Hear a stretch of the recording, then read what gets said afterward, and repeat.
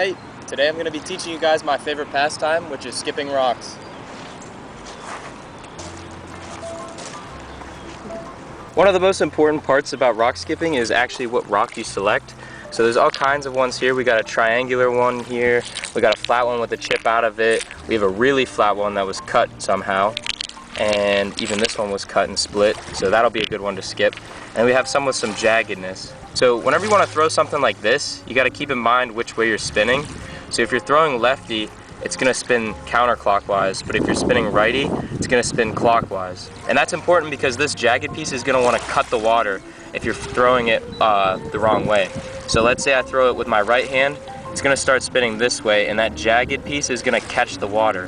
Whereas I flip over the rock, I throw it now, and it's going to smooth and pass by the water, and it won't cut it. So it'll stay skipping longer, so it's good to pick which side you skip from. So as with this rock, it has a bubble in it. I don't know if you can see that there, but it's not completely flat on this side. However, this side is more flat. So you would want to throw with that side down and this side up. And you want to pick that pointy part of the rock, any one of these, the triangular one, you want to pick the most pointy part. So I like this one here, and you put it in the meat of your pointer finger, and you hold the top with your thumb, and you just grip the stone like that. And as you swing your arm, you're going to want to let this spin out of your hand. The current's really going because there's a storm coming, and I have the lock over there. That's going to be an issue in the future. If you ever wanted to throw a rock into here, it's very difficult because of this current, and it all sweeps in through here. But a really good thing about the lock is that it actually smoothens a lot of the stones around here. So I have a pretty good selection of what I want to skip.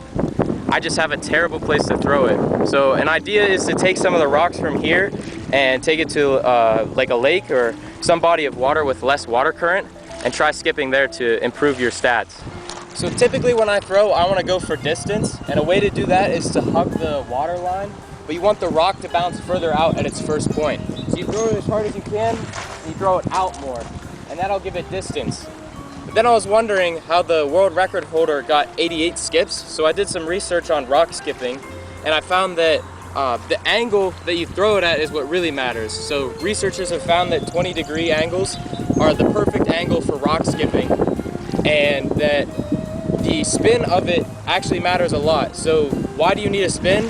Well, if you can't tell, today it's windy and there's choppy water, so whenever this thing bounces off the surface tension of the water, it's going to want to wobble.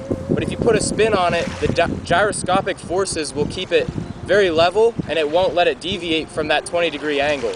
So whenever it's windy and choppy waters, your spin is actually really important, and so is that angle. So I watched a few of the videos of the guy who got the world record skip, and he said that he wants you to throw it so it hits 10 feet in front of you, and you want to throw it down. So he whips down using all the biometrics of his arms here. So he's got his chest, and he kind of leads with his chest, and he lets his arm catch up, and he whips it down. So he starts here and whips down and releases the rock at a 20-degree angle. And that's how he was able to get 88 skips. Once again, rock selection is very important, and I thought it was cool that the world record holder is from Pennsylvania, and he actually gets his rocks from Erie. So I thought that was a really good, really fun fact. And I'm going to try to use his technique to get some more skips out of it, because I don't usually go for the number of skips. Again, I like to see how far I can skip a rock, and with the current here and the choppy water and the waves, it's kind of difficult. Most optimum waves would be at a lake because it's hardly any movement of water, and then the wind is the only thing affecting it. So once again, I'm going to try his technique here and see if it changes anything. So it looks like it hit a puddle out there, so I'll try again.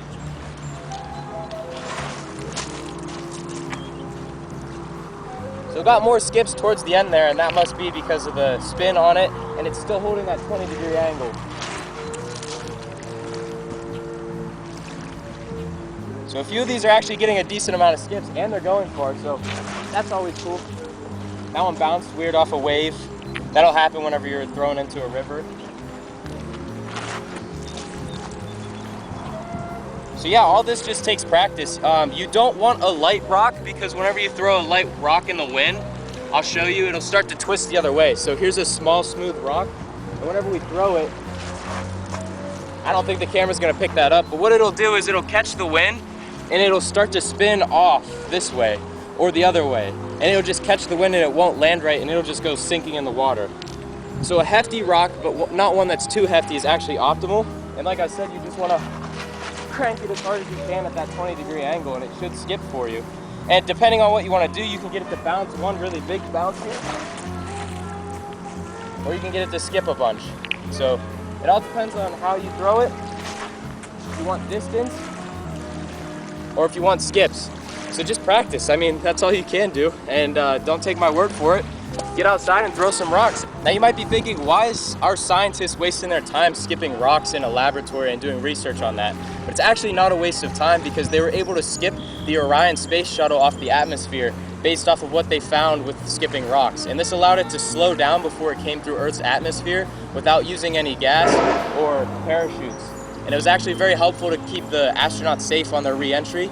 So rock skipping actually does correlate to some space travel, which I thought was honestly pretty cool, that we're able to use these things in real life, and especially with something like traveling through space and trying to get back into Earth. It just all comes back to this one simple hobby that you can do at any body of water and with basically any stone.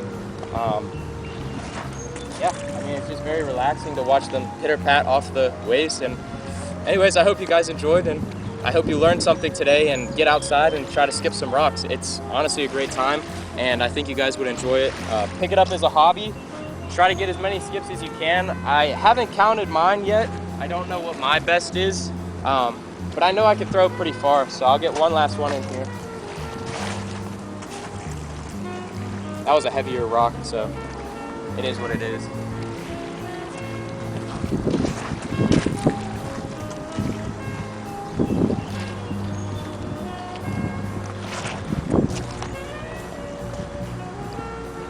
That one had the skips towards the end there, and that's what you're looking for. The guy who got the world record kind of just has it skid across the water.